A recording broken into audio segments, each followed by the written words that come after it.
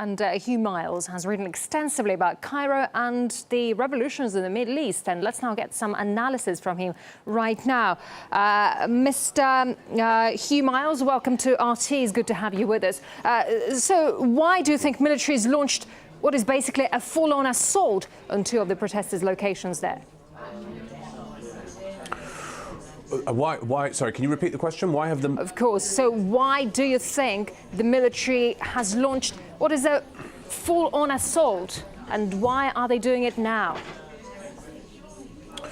Well, the military have been preparing for this for some time. There have been leaks about this for several days. We were expecting it right after the Eid holiday, which was a couple of days ago, but I think the square was just too full of people then for it to be safe, and they thought that maybe they could frighten some people off by leaking about the attacks in advance. But now the military felt it had to make this move because this protest is blocking up a major thoroughfare in the centre of Cairo. It's causing serious disruption. They've been there for many, many days. So this is why they've gone ahead and taken this move. That's why they've done it. But still, there's a large number of Islamists in the country, and they're not planning to give up. So could we see the country slip into a lengthy civil war there? Well, it seems that anything is possible. Egypt is obviously sliding into a very desperate condition, and the future is highly uncertain. And all the predictions so far about what's going to happen in Egypt have all turned out to be wrong. So it is very difficult to say what's going to happen. There's various historical precedents, the Algerian model, the Syrian model, the Iranian model, none of them particularly attractive. What's clear is that Egypt is a very divided society.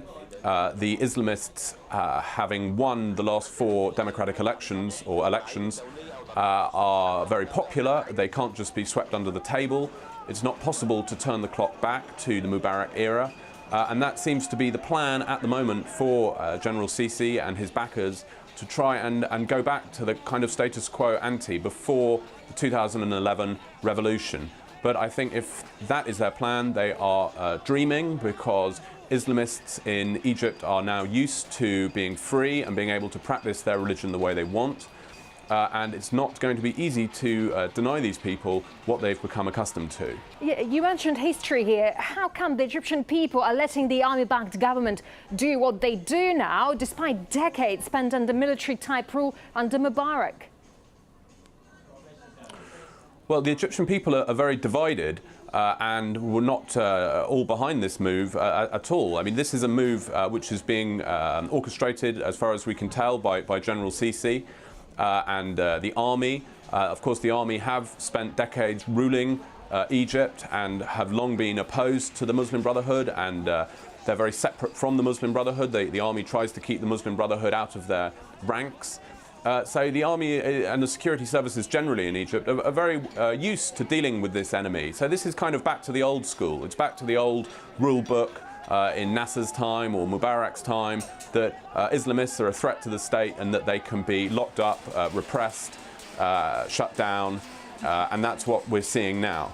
But it just seems like times have changed since these tactics worked, and it seems that the military is out of touch with the makeup of Egyptian society today, where Islamism has become extremely popular. And what we're really seeing now in Egypt is a clash between people who want Islam as their frame of reference against people who want a more secular kind of European-style frame of reference. And that's a very fundamental divide. It divides families, and it divides Egypt. Probably roughly half and half, I mean, is the best guess.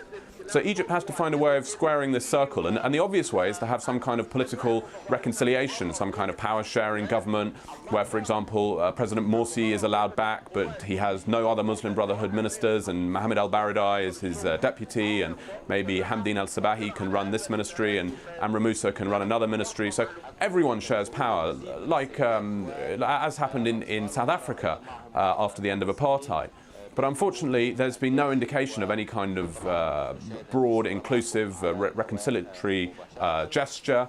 And what we're seeing instead is that the army and its supporters seem to think that they can go this alone without having any Islamists cut in on into the power sharing at all. And certainly the army has got powerful backers, they've got allies, there are many people who support them and would like very much to turn the clock back to the Mubarak era, because this model suited many other countries in the region. Egypt was predictable, it was manageable, yes it had problems, but it was easy to deal with.